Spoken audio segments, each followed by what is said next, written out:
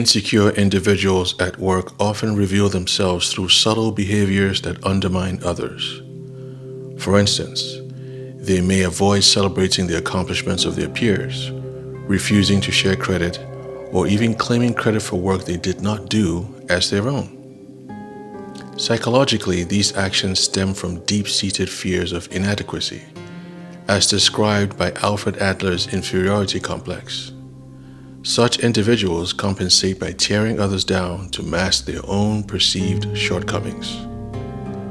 They may gossip about their colleagues' perceived flaws, or speak over others in meetings to maintain control, behaviors that align with social comparison theory, which suggests insecure people constantly evaluate themselves against others and feel threatened by those they perceive as more competent.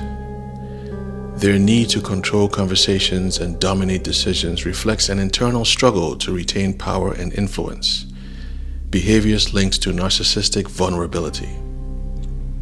This fear of being exposed as inadequate leads them to deflect attention away from others' successes and focus on their own self-preservation. In Julius Caesar's case, the Senate's response to his growing influence mirrored these dynamics. Many senators saw Caesar's success as a threat to their own status and power. Instead of working alongside him, they resorted to gossip, conspiracy, and eventually betrayal. Their actions stemmed from fear that Caesar's achievements would expose their own inadequacies or diminish their influence. This fear-driven behavior ultimately contributed to the fall of the Roman Republic, illustrating how insecurity can breed division and sabotage in any power-driven environment. Caesar's story is a classic example of how workplace dynamics can go wrong when insecurity creeps in. Just like those senators who felt threatened by Caesar's accomplishments, insecure colleagues today can feel the same way about high achievers and self-directed coworkers. Even though Caesar tried to build relationships and even forgave some of the people who later turned on him, it did not make a difference. The senators focused on what they saw as his flaws, and that eventually led to their conspiracy and ultimately his assassination. This dynamic makes a lot of sense when you look at social dominance theory. Research by Khan, Moss, and Hamid found that high-performing employees often face abusive behavior from supervisors, peers, and in rare cases, subordinates, especially when their success threatens the established hierarchy. Bosses with a strong desire for control and dominance, what we can call high social dominance orientation, tend to feel insecure when someone below them shines too brightly. Julius Caesar, with his brilliant leadership and strategic skills, was just that kind of threat to the Roman senators who wanted to hold onto their power.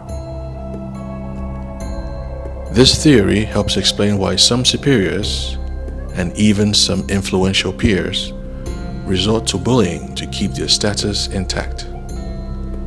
When high achievers seem to challenge or outshine their superiors, they can become targets, just as Julius Caesar did. Robert Greene's The 48 Laws of Power touches on this in Law Number 1, which states, "Never outshine the master." It's a reminder that those who challenge authority can find themselves in dangerous territory.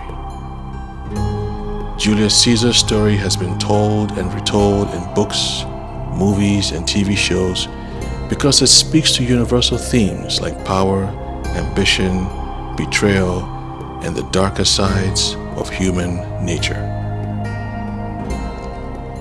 Insecurity is a very powerful force, driving individuals to sabotage those they feel threatened by.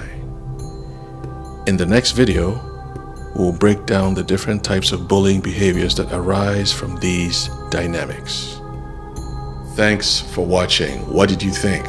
How do you think power dynamics and insecurity affect your team or your organization. Leave your thoughts in the comments below.